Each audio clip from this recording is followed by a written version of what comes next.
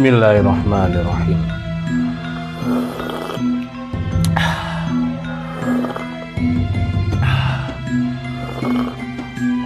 Alhamdulillah. Halo, assalamualaikum warahmatullahi wabarakatuh. Alhamdulillah, sahabat-sahabat GSN dimanapun Anda sedang berbahagia, mudah-mudahan senantiasa diberikan keberkahan, diberikan kemudahan dalam segala urusan, sehat walafiat, selamat dunia dan akhirat. Amin Allahumma amin. Baik, di sini Al-Fakir akan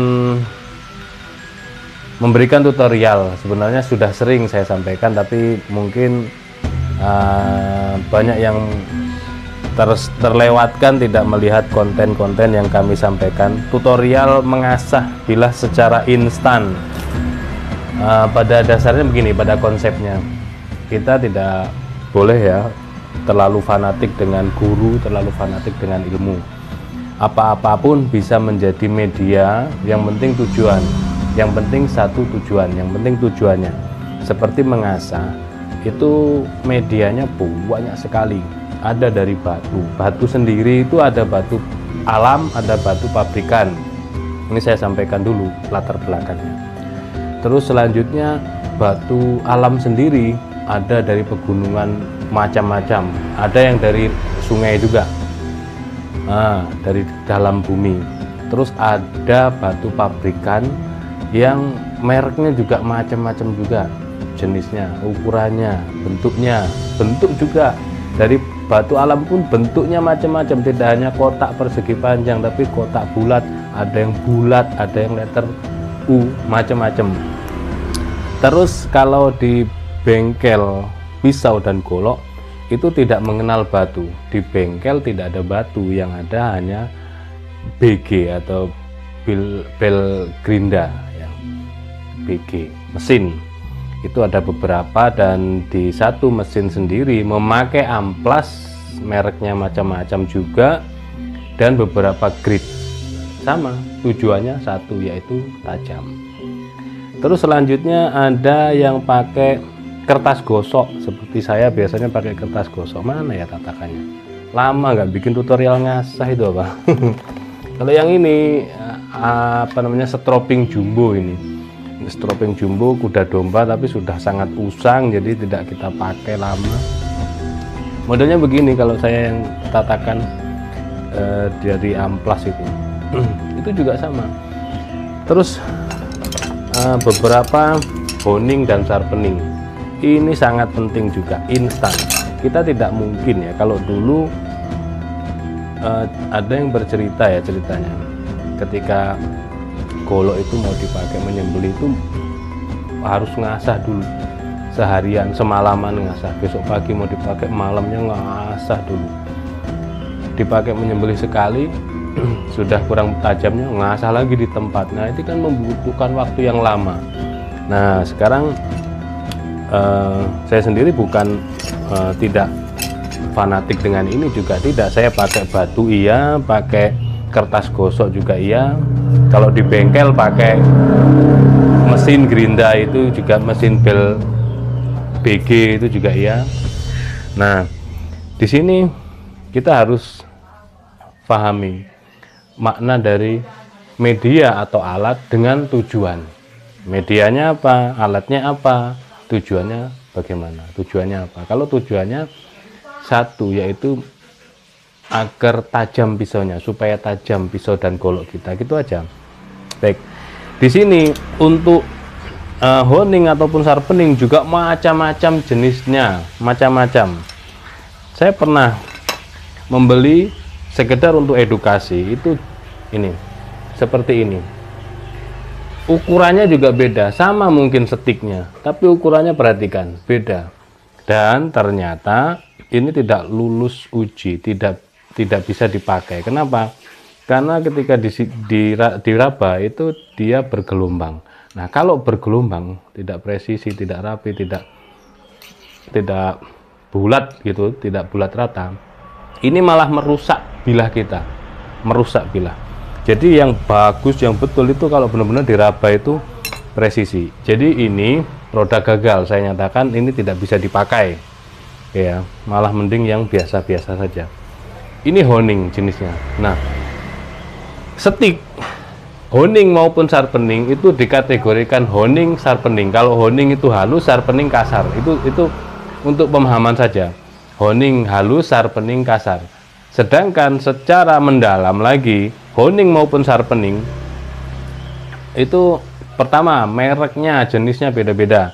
Selanjutnya grade-grade-nya juga berbeda-beda. Saya kurang hafal untuk sharpening honingnya juga. Yang saya tahu kalau tingkat kehalusannya diraba itu halus, tapi dilihat ada sedikit seratnya itu fine cut. Nanti ada yang reguler dan seterusnya. Di googling aja, silahkan di googling kriterianya, banyak sekali nama-namanya, fine cut, reguler, terus apalagi itu tingkat kehalusannya. Apakah yang paling halus jaminan bisa slice tisu setajam silet? Tidak juga gitu. Saya pribadi kurang telaten kalau harus mengasah dengan batu yang lama hingga setajam silet. Kembali ke poin awal, ingat media ataupun alat dengan tujuan. Ya, media, alat dengan tujuan. Tujuannya tajam. Alatnya macam-macam. Ada yang pakai batu, ada yang pakai macam-macam tadi. Itu sudah saya sampaikan di awal. Selanjutnya yang ini dari bekas pengintal benang, ini baja, cuman pendek, jarang saya pakai. Panjangnya sekitar 20 cm, 19 cm ini. Ini honing, ini sharpening karena ada grade halusnya. Yang honing itu juga bisa dijadikan sharpening dengan cara ini digosok dengan kertas amplas, kertas gosok yang grade kasar. Nanti akan timbul seratnya, bisa dipakai. Nah, tadi itu tujuannya kan tajam, makanya saya yang penting bisa tajam setajam silet dan terbukti bisa slice tisu, itu saya anggap sudah cukup. Mau pakai media apapun, bahkan ada yang menggunakan botol yang dibalut dengan kertas gosok dipakai, bisa. Di RPH sendiri ada orang mengasah dengan ubin atau lantainya, ubin lantai tekelnya, itu juga bisa. Ketika dipakai kok hasilnya dia tajam, dipakai untuk nyeset misalkan, tujuannya untuk ketajaman nyeset ya, nggak perlu setajam silet kan, kok bisa, ya sudah, tidak perlu kita protes, itu ilmu. Nah, di situ yang sering saya pakai ini. Tapi lama kelamaan ini gridnya halus, maka prosesnya lama. Ketika saya pakai harus benar-benar nyudut, sudutnya dapat. Kadang-kadang satu bilah dengan bilah yang lainnya tidak sama. Ada yang dia itu minta disudutkan, ada yang minta flat, ini flat, ngeflat. Ada yang minta disudut sedikit, sudut ya, sekitar 10-15 derajat. Nah, seperti itu. Sampai di sini mudah-mudahan bisa dipahami. Kalau kurang paham silahkan tinggalkan di kolom komentar apa yang perlu ditanyakan. Terus bolehlah kita sharing-sharing, berkomentar bagaimana. Batu juga pernah saya pakai batu grade sekitar grade 6.000 atau 8.000 ya, kalau pabrikan, kalau nggak salah sekitar 6.000 lah. Ada yang mengatakan 5.000 grade-nya. Itu pernah saya pakai. Golok ini posisi di kertas tidak tajam sama sekali, di kertas itu sobek. Sedangkan saya harus 3 hari kemudian pakai menyembelih. Nah, satu batu saya jadikan media asah. Alhamdulillah, meskipun sampai cekung karena ngegerus, ya namanya cuma satu alat, tapi bisa slice tisu. Mampu dia, saya plastik lalu slice tisu, saya terus strobing bisa slice tisu. Nah, itu satu media, satu kasus yang hanya satu batu. Batu sendiri ada grade-nya. dari mulai kasar sampai paling halus, benar-benar halus licin. Itu untuk finishing. Sama juga dengan honing sharpening ini tadi gitu. Oke ya. Untuk yang ini materialnya SLD Hitachi, panjangnya 29,5, handle-nya kalau nggak salah gali asem, ada cantolan kuningan. Ini 650 guys, seharga pisaunya. Ada pisau 650. Waduh. Nah kalau ini murah-murahan. Tapi masalah harga itu relevan apa namanya, tergantung ya. Masalah harga itu tergantung, ada yang bilang murah, ada yang bilang standar, ada yang bilang mahal, kemahalan dan lain sebagainya. Lepas dari harga, yang penting fungsinya. Ada merek dari honing sharpening dari pabrikan, yang terpenting kita tahu, diraba, gridnya tahu, apa yang kita harapkan, apa yang kita inginkan daripada sebuah benda tersebut. Nah, sampai di sini bisa dipahami ya. Jadi kalau misalkan mau membeli produk, mau membeli, khususnya kalau online, tanyakan detailnya, spesifik produk tersebut. Selanjutnya, kalau beli offline langsung di tokonya, tinggal diraba. Itu keinginannya begitu. Dan ini alat ini penting, honing maupun sharpening ini penting. Gitu. Kalau honing itu grit halus maka lama sekali, seperti kasus saya pakai batu, satu batu yang grit 5000 tadi sampai cekung, lama betul ngasahnya hingga slash tisu karena hanya satu batu. Kecuali kalau kita punya banyak batu, contoh pisau pabrikan standar ketajamannya di slice kertas, dia nggak bisa slice tisu karena mata bilahnya ada mikro bevelnya, itu harus digerus. Untuk pisau sembeli atau golok sembeli yang betul adalah mata bilahnya flat yang benar. Kecuali kalau untuk tebas-tebas harus ada mikro bevelnya. Kalau kapak malah konveks bentuknya kan, konveks mata bilahnya itu. Tapi kalau pabrikan begini, nyudutnya itu seret, ngeflat dulu baru ada sudutnya, supaya kuat ketika membentur tulang. Tapi ketajaman untuk membuka kulitnya kan nggak diperhitungkan. Nah, kalau kepingin bisa slice tisu, maka mata bilahnya harus digerus dulu, diflatkan sama kayak badan bilahnya, dengan cara diasah pakai batu grit kasar. Entah itu grit berapa, silahkan dicoba. Yang paling kasar sendiri pun yang ada di toko-toko bangunan itu bisa. Yang penting kita tahu sudah dapat mikroburnya, dibalik lagi, sudah dapat, baru di finishing dengan batu yang halus-halus hingga yang paling halus, silahkan. Nah itu kan media, itu lebih cepat prosesnya, pengerjaannya lebih cepat. Nah kayak ini juga begitu, ini sudah halus, kita mengalami kasus misalkan chipping atau rolling misalkan, kalau pakai ini saja lama saya, kadang sampai jenuh, sampai bosan, sampai frustasi. Nah kalau sudah di titik frustasi maka ditaruh, set tinggal ngopi santai, keesokan harinya badan sudah seger, pasti nanti akan muncul ide-ide, itu akan muncul, mungkin begini, mungkin begitu. Jadi tidak semua produk GSN pun ya, tidak semua, ini saya bicara kenyataannya, pengalamannya. Tidak semua yang dari bengkel datang itu posisinya slice tisu, malah semuanya, hampir semua itu slice kertas. Gitu. Apakah cukup dipakai menyembelih? Cukup, bisa, tapi kurang ihsan. Kita ngambil di titik di mana pisau itu menyentuh kayak jalan sendiri, terus yang diharapkan. Jadi standarnya slice tisu. Jangan pakai plastik. Plastik itu saya sudah coba belanja banyak dulu, sering saya sampaikan. Belanja banyak banget di online. Jenis plastik-plastik. Ingin membuktikan, memang harus berpengalaman di situ. Ingin membuktikan plastik-plastik apapun, bukan kresek ya. Kresek maksud saya.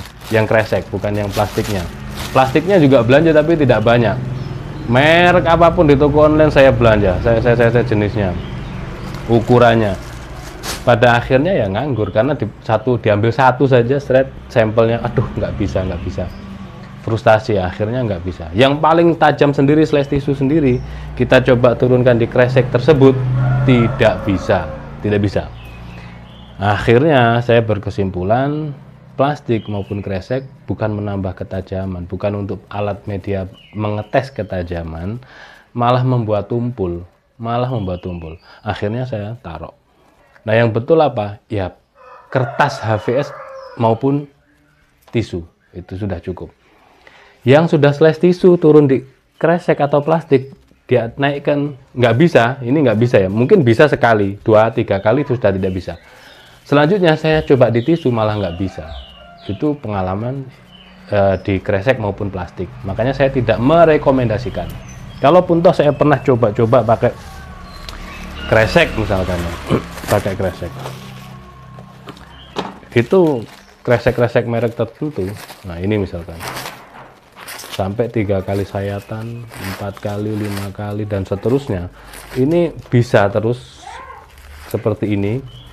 Ini kresek tertentu. Kalaupun toh ada yang memerankan seperti ini kresek tertentu. Oke ya. Nah, sampai di sini openingnya mungkin durasinya cukup panjang. Istilahnya apa yang saya sampaikan, walaupun hanya penyampaian, kalau diterima dengan lapang dada, alhamdulillah bisa menambah wawasan ilmu. Kalaupun toh punya pendapat lain, silahkan ditinggal di kolom komentar pendapatnya. Nah, ini kita coba. Tadi di kresek mampu dia. Terus kita coba di tisu. Nah, di tisu sedikit agak berindil. Terus kemampuan slash tisu ini tidak didapat dengan mudah. Ya. Harus belajar. Makanya kita sarankan kepada sahabat GSN ini harus mampu slash tisu. Berindil lah intinya, nggak bisa. Tapi di kertas bagaimana? Di kertas HVS dia mampu dipakai menyembelih juga bisa, tapi nanti godot, ngoyo, berat. Kalaupun toh bisa, meskipun jam terbangnya tinggi. Nah, kita coba tumpulkan. Berarti kan cara numpulkannya tidak terlalu ngoyo, gak usah digini-gini kan. Nanti bukan apa-apa. Maksudnya biar kita itu prosesnya tidak terlalu lama. Pembuatan videonya maksudnya cukup begini saja sudah tumpul ya. Kalau begini silahkan nanti bikin video bikin konsep sendiri, dicoba sendiri di rumah masing-masing dengan pisaunya masing-masing. Intinya 3 kali gesekan sudah tidak tajam lagi. Mata bilah sudah meleot-meleot, ini tidak ada chipping karena ini sepuh pabrik. Sekitar 60-an HRC-nya ya. Terus ini sudah rolling ya. Maka kita coba. Nah, pakai yang ini misalkan. Saya kalau posisi bilah itu rolling atau chipping itu pakai sharpening yang kasar. Kasarnya ya fine cut. Nah, kiri kanan. Terus diraba. Diraba itu kalau misalkan mata bilahnya itu yang rollingnya ke kanan, maka kita ambil kanan begini 3 kali seret, 2, 3 atau 4 kali 5 kali nggak masalah, baru dibalas yang kiri 1 kali. Perhatikan dari atas di pangkal bilah gesekkan ke bawah seret, lalu sebelah kiri dibalas sebelah kiri seret. Apa nggak bahaya itu? Takut enggak, ada stoppernya. Ini stoppernya sangat panjang, aman sekali. Meskipun ini pendek, panjangnya 19 cm, kiri kanan gini. Nanti kalau sudah terbiasa, kita nggak lihat pun, kayak orang-orang RPH itu sambil rokokan, sambil ngobrol gini aja sudah cukup. Nah, kalau sudah biasa, gitu. Belajarnya pelan-pelan, memang harus pelan-pelan. Gitu. Pelan-pelan diraba. Syukur-syukur pelan banget nanti kerasa mana yang kurang, mana yang masih seperti mata gergaji ketika di mikroskop. Nah, perhatikan, ini sudah kembali ketajamannya, tinggal kita naikkan. Ini kan sudah ya, sudah bisa dipakai. Terus dicoba di kresek pun bisa, tapi tidak ya, sekali lagi tidak direkomendasikan kresek itu untuk mengetes ketajaman. Sudah saya sampaikan, ketika video ini tidak di skip, insya Allah akan mendapatkan ilmu meskipun hanya kajian seperti ini melalui online. Nah, ini sudah cukup. Dipakai menyembelih juga bisa ketajaman seperti ini. Tapi di GSN kita naikkan grade-nya. Setelah di sharpening begini, apakah berpindah ke honing? Tidak, langsung ke stropping kulit begini. Sudut kemiringannya 10 hingga 15 derajat ya. 10 hingga 15 derajat dari pangkal hingga ujung mata bilah. Sudut kemiringan begini, sekitar segini. Kalau ini nge-flat, nah dikasih sudut begini ya. Ini nge-flat, ini kasih sudut. Terus selanjutnya diberi tekanan. Nah, jadi seperti ini tidak hanya sekedar kostrek-kostrek tidak, tapi diberi tekanan. Ini diberi tekanan. Selanjutnya finishingnya supaya bisa naik tisu, pakai ini stropping kulit. Saya biasa pakai yang kulit kuda. Warna tidak mempengaruhi, yang penting ketika pembelian sampaikan minta kuda domba apa sapi kuda gitu. Nanti perbedaannya, kalau sapi itu ada sedikit halusnya, kalau kuda itu sedikit ada kasarnya. Nah, lalu di stropping begini dari atas turun ke bawah, mata bilah menghadap ke atas, sudut sama 10 hingga 15 derajat. Lalu dari bawah, mata bilah dibalik, menghadap ke bawah, tarik ke atas dari pangkal menuju ujung, seret begini. Diberi tekanan, sudutnya sama. Ini sepertinya simpel, orang melihat begini sepertinya simpel. Tapi ketika saya suruh praktek, setelah penyampaian saya panjang lebar, saya suruh praktek tamu-tamu yang datang. Ini masih belum banyak yang bisa. Bahkan yang lama-lama pun, itu juga begitu. Apalagi kalau cuman begini, ini hanya dilaping namanya, dilaptok. Ini kurang, harus diberi tekanan, maka harus di lantai begini ataupun ditempel di lutut saat posisi bersila. Nah, kayak begini, diberi tekanan, diberi sudut. Tujuannya untuk ketajaman hingga slice tisu. Ini sudah akhir ini.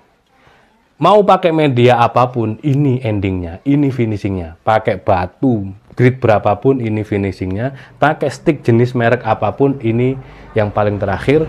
Pakai amplas, BG, ataupun manual, tetap ini yang paling terakhir. Kita ready untuk stropping, ready untuk honing maupun sharpening juga ready.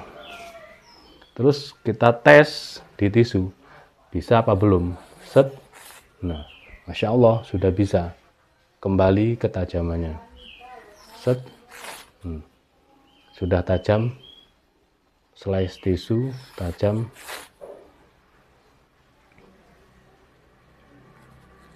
Seperti silet. Nah, begitu. Di kertas dia semakin halus.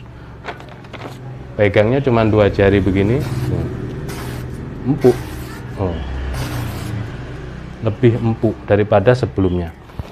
Oke, seperti itu mungkin tutorial kali ini mengasah secara instan dengan menggunakan media honing maupun sharpening. Mudah-mudahan bermanfaat. Jika ada kritik, saran ataupun pendapat lain, silahkan tinggalkan di kolom komentar. Jika video ini bermanfaat, silahkan di-share ke teman-temannya, ke grup-grupnya, ataupun yang sering tampil di Idul Kurban, karena ini ilmu yang sangat bermanfaat. Yang belum subscribe silahkan di subscribe. Jangan lupa juga di follow Instagram kami Golsem Nusantara. Baik yang mau belanja peralatan sembelian di Gubuk GSN, ini lengkap sekali, ukuran, bahan, jenis pisau ataupun golok lengkap, kapak, tali, sembarang lah semuanya. Alhamdulillah, bahkan buat eksekutornya dari atas hingga bawah kita ada. Mudah-mudahan bermanfaat dan mohon maaf bila mana ada salah-salah kata. Akhiran wa faminkum, assalamualaikum warahmatullahi wabarakatuh.